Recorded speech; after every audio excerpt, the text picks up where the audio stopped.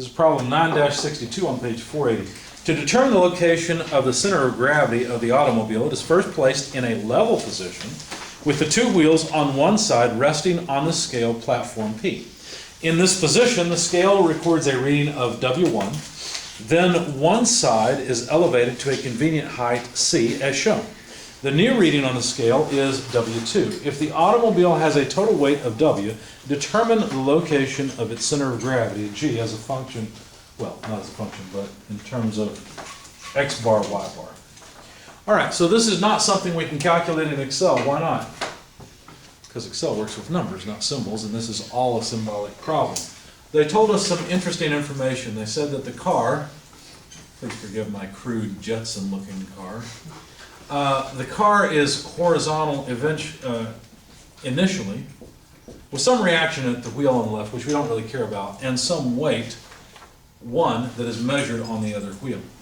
The location of the centroid, or the center of mass, center of weight, center of gravity, whatever you want to call it, those are all the same thing.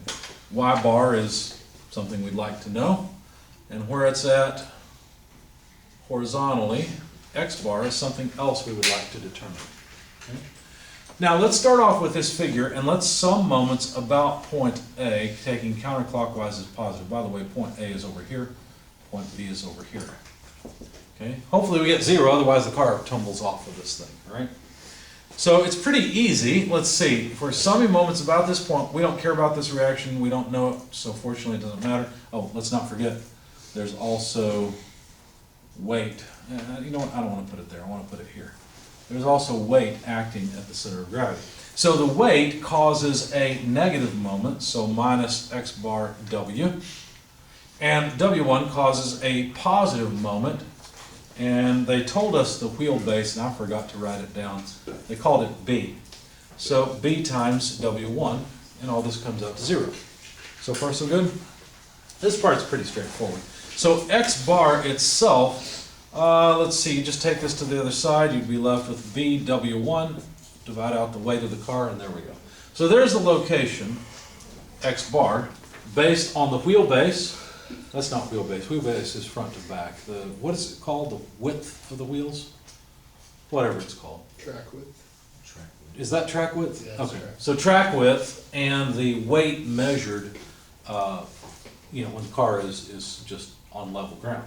The interesting part comes into play when we take the car and angle it such that it's now supported at an angle. We get a different weight. Why? Because the center of gravity has moved over a little bit. Does that make sense? It's still a distance of X bar along an inclined plane, but if you think about it, the weight now is apparently a little bit farther away horizontally from the support, right? So its moment is a little bit different.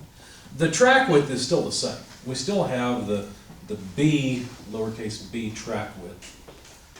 And the height, this is getting really messy, I apologize. The height here is C. That's how far one tire is raised above the other. Okay. Now I'm going to extract the triangle that we're playing with here. Label the various sides. C, B is the hypotenuse. And the reason for doing this is because I'm interested in this angle theta. That angle is going to be very important. I'm sorry, this is supposed to be a right triangle, sorry. Now we could determine the length of this side pretty easily. It would be root b squared minus c squared, just Pythagorean's theorem, so that's easy. And so we could write, for example, that sine of theta, which might be useful, is just c over b. And cosine of theta is, well, that would be root b squared minus c squared over b. Okay, so there's the sine and cosine. So if we really want tangent, we can also figure that out. It's just c over root b squared minus c squared. Okay, just definitions of sines, cosines, tangents. Now let's sum moments about point A. Point A is still where it was before. It's this contact point on the wheel, whereas B is over here. Okay, so summing moments about point A, what would we get? Well, let's think of breaking up the weight into components. So what I'm going to do, since the weight is applied right here, I'm going to think of the weight as having an x component and a y component. Does that make sense? Did I get my x component correct? Yeah, because if I add them together, I can have a vector going straight down. So yeah, that's right. So the weight, if I want the y direction component, well, what am I doing here? Well, I'm doing this, aren't I? And isn't that angle theta? Because we've got similar triangles. Okay. So Wx, if I want the, well, let's use Wy first. If I want the moment of Wy, its moment arm is x bar. And it will cause a negative moment. So I can simply write minus x bar Wy. And there's still Wx that acts at a moment arm distance, well, that's supposed to be going through the tire, but of y bar, right? The height of the centroid from the bottom of the tire. So that also, well, you tell me, does Wx cause a positive or a negative moment? Something. It's also a negative moment. So minus y bar Wx. What other force do we have? Well, we have the weight that we measured, W2. Where does it act? What is its moment arm? Well, if I go over from A just horizontally, its moment arm is right here, right? Root b squared minus c squared. But let me do it this way.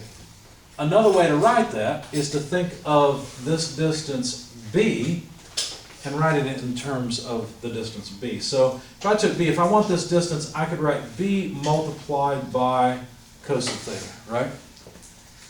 So plus W2b cos theta. Of course, all this had better come out to 0 and I'm out of space, so I'll just put it on that side. Does all this make sense? Any questions? How'd you get that they were similar triangles? Because this line is perpendicular to this line, and this line is perpendicular to this line. Therefore, they have the same angle theta. They're both right triangles, they must be similar. Gotcha. Good question. Anything else? Okay. So there's my moment balance. Let me rewrite this. Well, let's see. This would be, I don't know, is this the sine or the cosine side? What do you think? I want Wy. So what is it?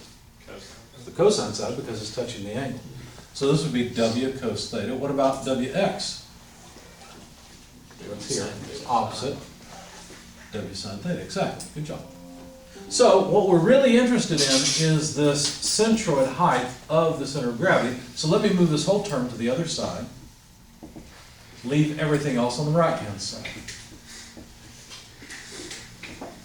Okay. And I'm not really using my solution, I'm just calculating at the board, so I'm going to drop it for the time being. So y bar, which is what we want, is equal to W2 b cos theta minus x bar. In fact, let me pull the cos theta out.